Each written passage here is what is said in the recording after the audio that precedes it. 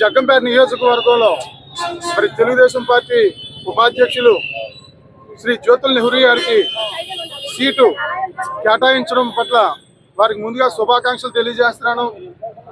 మరి పొత్తులో భాగంగా పొత్తు ధర్మం ప్రకారంగా వారు గత 2 నెలల క్రితం పొత్తు ధర్మంలో భాగంగా పాటంశెట్టి సూర్యచంద్ర అనే వ్యక్తికి సీట్ ఇస్తే నేను చెయ్యను అని చెప్పడం జరిగింది. మరి ఈ సందర్భంగా పొత్తు ధర్మం ప్రకారంగా న్యాయంగా ధర్మంగా నేను ఇక్కడ జగ్గంపేట నియోజకవర్గ జనసేన పార్టీ ఇన్ఛార్జిగా గత 5 సంవత్సరాల నుంచి జగ్గంపేట నియోజకవర్గంలో జనసేన పార్టీని ప్రజలకు చేరువ చేస్తూ అనేక సేవా కార్యక్రమాలు ఉద్యమాలు చేస్తూ ప్రజలందరికీ కూడా జనసేన పార్టీని గెలిపించండి, గాజు గ్లాస్ గుర్తుపై ఓటేయండి అని చెప్పినా సరే ఈ సందర్భంగా పవన్ కళ్యాణ్ గారు చంద్రబాబు నాయుడు గారు తీసుకున్న నిర్ణయం మేరకు పొత్తు ధర్మం ప్రకారంగా జ్యోతుల నెహ్రూ గారికి సైకిల్ గుర్తుపై ఓట్లు వేసి జగ్గంపేట నియోజకవర్గంలో అఖండమైన మెజార్టీతో గెలిపించడానికి నా శక్తి వంచన లేకుండా కృషి చేస్తానని చెప్పి సందర్భంగా తెలియజేస్తా ఉన్నాను. అది మొదటి ధర్మం. రెండో ధర్మం నా ధర్మం ప్రకారంగా ఒక అతి సామాన్యుడైనటువంటి ఒక రైతు కుటుంబంలో పుట్టినటువంటి చిన్న సామాన్యుడిని మరి ఎమ్మెల్యేగా పోటీ చేయాలి, ఎమ్మెల్యేగా గెలవాలి. 18 సంవత్సరాలు సర్పంచ్గా చేసి 5 సార్లు రాష్ట్ర ఉత్తమ సర్పంచ్ అవార్డులు, 3 సార్లు ప్రధానమంత్రి చేత అవార్డులు తీసుకుని ఊరుపూడి గ్రామాన్ని దేశంలోనే ఒక ఆదర్శంగా చేశాను.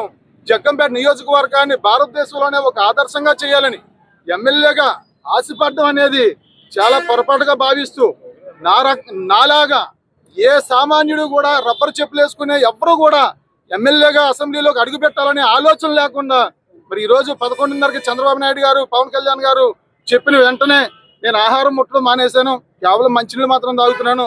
ఈ సందర్భంగా నా నిర్ణయం మరి ఇక్కడ జరిగినటువంటి సమస్యకు కాను అంటే పవన్ కళ్యాణ్ గారు నాకు సీట్ ఇవ్వలేదని నాకు ఏ రకమైన కోపం లేదు, చంద్రబాబు నాయుడు గారి మీద కానీ పవన్ కళ్యాణ్ గారి మీద కానీ మరి దేశవ్యాప్తంగా ఉన్నటువంటి నాలాంటి సామాన్యులు రబ్బర్ చెప్పులు వేసుకునే వాళ్ళు, వ్యవస్థ మార్పు కోసం ప్రయత్నం చేసే వాళ్ళు ఎవ్వరూ కూడా మరి అసెంబ్లీలోకి వెళ్ళాలి అని చెప్పేసి అనే ఆలోచన లేకుండా మరి నేను ఉదయం నుంచి కూడా ఆహారం ముట్టకుండా మరి అంతిమ ఆమరణ నిరాహార దీక్ష అని చెప్పి చేయడం జరుగుతూ ఉంది.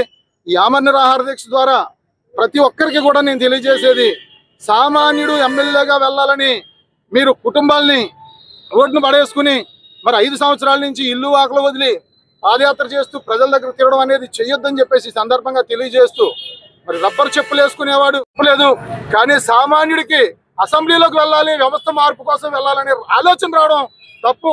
నాకు ఆలోచన వచ్చింది కాబట్టి మాకు మేముగా వేసుకునే శిక్ష మరి ఇక్కడ ఈరోజు ఉదయం నుంచి కూడా చేయడం జరుగుతూ ఉంది. 11:30 నుంచి కూడా మరి నా భార్య శ్రీదేవి నేను కూడా ఈ 5 సంవత్సరాల నుంచి తిరుగుతా ఉన్నాం. మాకు తోడుగా జగ్గంపేట నియోజకవర్గంలో ఉన్న జన సైనికులందరూ కూడా మరి 5 సంవత్సరాల నుంచి మా అడుగులు అడిగేసి ఎన్నో కష్టాలు పడ్డారు. వాళ్ళందరూ కూడా ఈ సందర్భంగా కృతజ్ఞతలు తెలియజేస్తూ మాకు అత్యంత ఇష్టమైన అక్కడ అచ్యుతాపురంలో ఉన్నటువంటి దుర్గమ్మ తల్లి శ్రీదేవికి ఎంతో ఇష్టం. మరి అక్కడ జరిగిన వెంటనే శ్రీదేవికి అత్యంత ఇష్టమైనటువంటి అమ్మవారి దగ్గరికి నడిచి వెళ్ళాలి, అక్కడే మా తుది శ్వాస విడాలని చెప్పేసి అక్కడికి వెళ్ళడం జరుగుతూ ఉంది.